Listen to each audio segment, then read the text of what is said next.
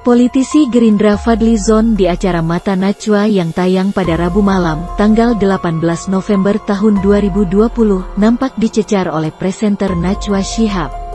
Dalam acara bertema penegakan protokol kesehatan tidak konsisten itu, Fadly turut menjadi salah seorang narasumber.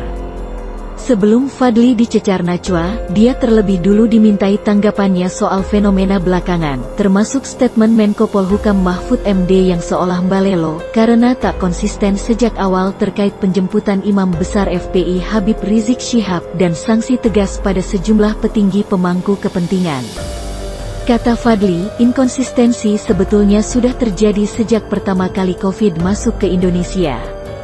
Penanganan COVID ini sudah inkonsisten sejak awal, mulai dari para pejabatnya yang berwenang, termasuk penindakan.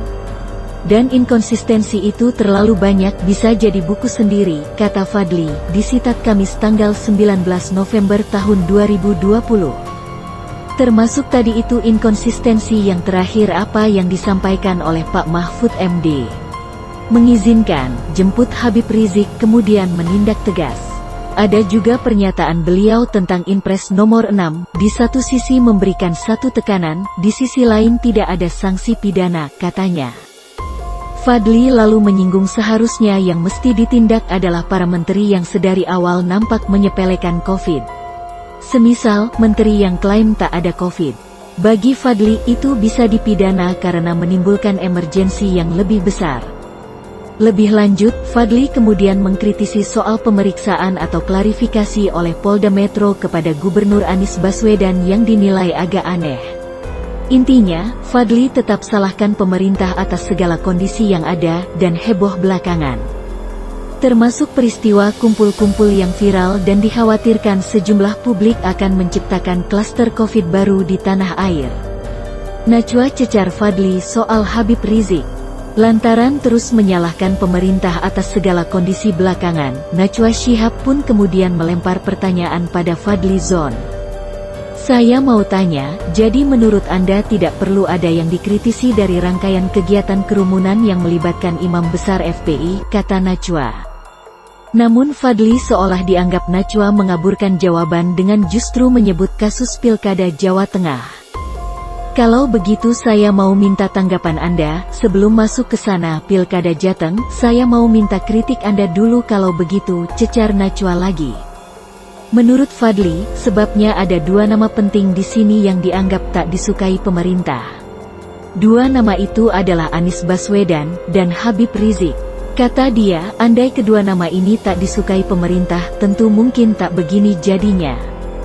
Saat ditanya apa bukti, sehingga dianggap Najwa hanya melempar sinyalemen, Fadly kembali menyinggung kasus pilkada di sejumlah daerah.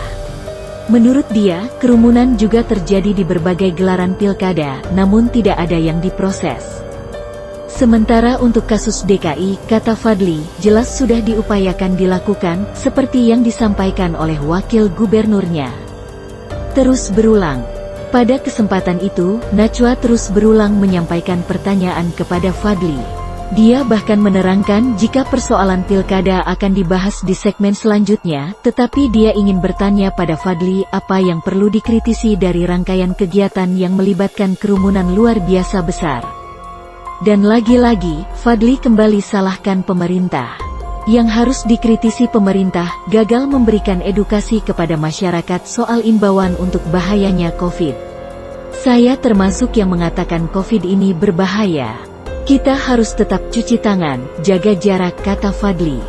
Saya ingin meminta Anda mengkritisi apa yang bisa dikritisi dari kegiatan yang dilakukan FPI, tapi Anda lagi-lagi menyalahkan pemerintah, kata Najwa. Loh iya dong, kalau masyarakat kemudian tidak patuh berarti ada sesuatu yang harus kita refleksikan, kenapa itu bisa terjadi? Misalnya kerumunan-kerumunan, jawab Fadly.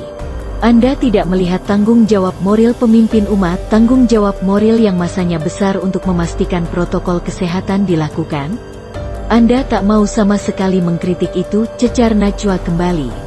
Pada pertanyaan kali itu, Fadly menegaskan jika saat dia bertemu dengan Habib Rizik pada tanggal 12 November tahun 2020, mereka menggunakan masker di dalam ruangan. Semua bisa dibuktikan dari foto-foto yang ada. Ya sesekali kalau minum kita buka masker. Jadi ada kesadaran, ada imbauan. Menurut saya kita harus adil, ini persoalannya. Keadilan dalam menegakkan aturan itu yang paling penting. Kalau enggak nanti masyarakat akan mengabaikan, akan membangkang, kata Fadli.